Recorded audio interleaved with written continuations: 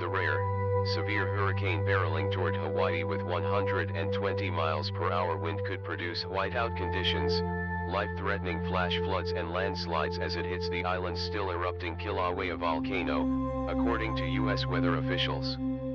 It also has the potential to increase the intensity of lightning and thunderstorms within hurricane lane, scientists say. The Category 3 storm is the first true hurricane to hit Hawaii since Hurricane Iniki in 1992, and it arrives just as Kilauea is at its most active. The volcano has been erupting since May 3rd but has substantially slowed over the summer.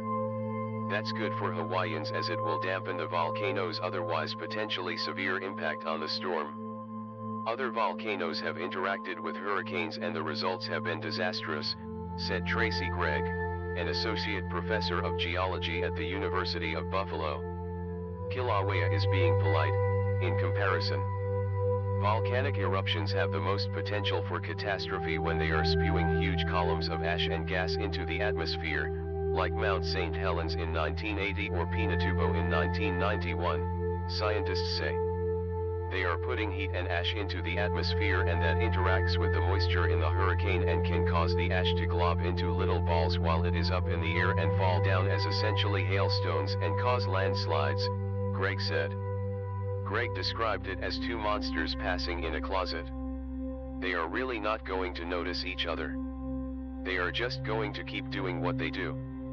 In 2013, eruptions from Kilauea blew microscopic gases and particles into Tropical Storm Flossie and increased the intensity of thunderstorms and lightning around the storm, according to a 2014 study by the University of Hawaii at Manoa. The U.S. Geological Survey said Hurricane Lane could produce whiteout conditions around a lava field as the rain hits the hot molten rock. Inat Leff, a volcano scientist at Columbia University's Lamont Doherty Earth Observatory, said the steam caused by the rain hitting the hot lava could affect visibility, especially for helicopters flying around the island. The steam is loaded with particles and toxic gases, such as hydrochloric acid. These gases are called lays and typically occur when lava hits cool ocean water. It is possible that heavy winds could blow the lays from the shoreline back onto the island, Leff said. While rain from Hurricane Lane is not expected to significantly increase the lays, the hurricane still poses a substantial risk for Icelanders. Lane, which slowed from a Category 4 to a Category 3 overnight, has already dumped more than 31 inches on parts of Hawaii's Big Island as it slowly moved at 6 miles per hour.